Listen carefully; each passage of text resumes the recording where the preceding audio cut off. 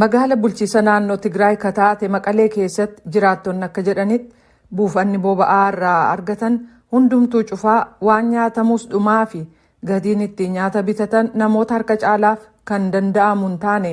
Loltoonni adda bilisummaa uummata Tigray yookaan TPLF magaalaalee lama to'atanii gara Finfinneetti qajeelaa yeroo jiran kanatti muummichi ministeeraa Abiy Ahmed labsii yeroo hatattamaa labsanii jiru.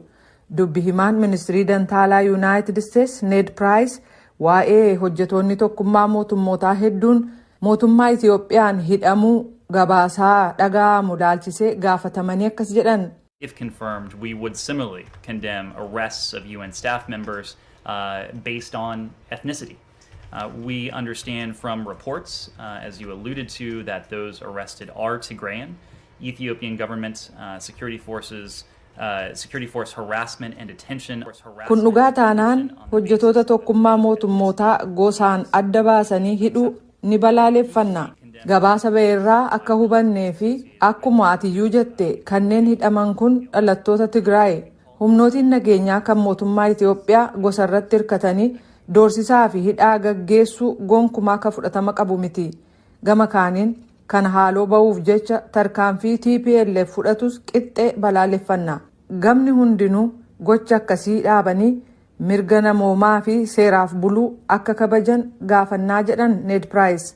Jilli addaa kan United States Jeffrey Feltman ammayyuu Finfinnee keessa jiru ka jedhan Ned Price gaanfaa Afrikaatti bakka bu'aan sadarkaa olaanaa ka gamtaa Afrikaa ka ta'an Olusegun Obasanjo yaalii gochaa jiran United States ni deeggartii jedhaniiru. Obasanjoon wiixata darbe gola nagaa eegumsaa kan tokkummaa mootummootaaf akka ibsanitti furmaata gama siyaasaa arguuf carraan jira garuu carraan jiru kun ariitiin cufama jedhan. All these leaders here in Addis Ababa and in the north agree individually that the difference between them Hogganoonni Finfinnees ta'e ka biyyattii gama kaabaa keessa jiran kophaa kophaatti rakkoo gidduu isaanii kan siyaasaa ta'uu fi furmaanni gama siyaasaa ka barbaachisu ta'uu walii galu. Kun immoo carraan jiraachuusaa ibsaa jedhaniiru. Wiixata darbe ministeerri haajaa alaa United States ka ta'an Anthony Blinken akka jedhanitti marii ministeera haajaa alaa Masrii waliin gaggeessan keessatti waa'een Itiyoophiyaa dhimma tokko ture jedhaniiru. The crisis in Ethiopia also puts the stability of the Horn of Africa at risk. We continue to engage with all parties to the conflict and with partners in the region. Rakkoon Itoophiyaa keessaa tasgabbii gaanfa Afrikaa keessaa bal'aaf saaxileera. Kanneen walitti bu'iinsa kana keessaa harka qaban mara waliin akkasumas michoota keenya kutaa sanaa waliin dhukaasa dhaabiinsi akka argamuuf marii karaa nagaa haal duree tokko malee akka gaggeeffamu jajjabeessinaa jedhan. Dilbata darbe hoogganaan amantii Kaatolikii Pope Francis Itoophiyaa keessatti mariin karaa nagaan gaggeeffamu akka caalee mul'atuuf kadhatanii turan.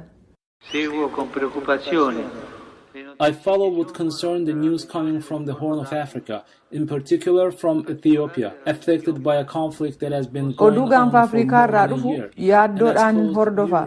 Keessumaa isa Itiyoophiyaa keessaa dhufu walitti bu'iinsa waggaa tokko caalaaf gaggeeffamee fi namoonni hedduun itti miidhaman akkasumas rakkoon gargaarsa dhala namaa guddaan kan itti mul'atedha jedhan.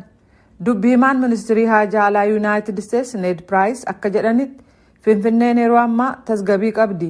Lammiiwwan United States kanneen Itiyoophiyaa keessaa ba'uu fedhan balalii idilee jiruun ba'uu ni danda'u. Kanneen maallaqa ittiin ba'an hin qabne immoo ministiriin dantaa alaa kan United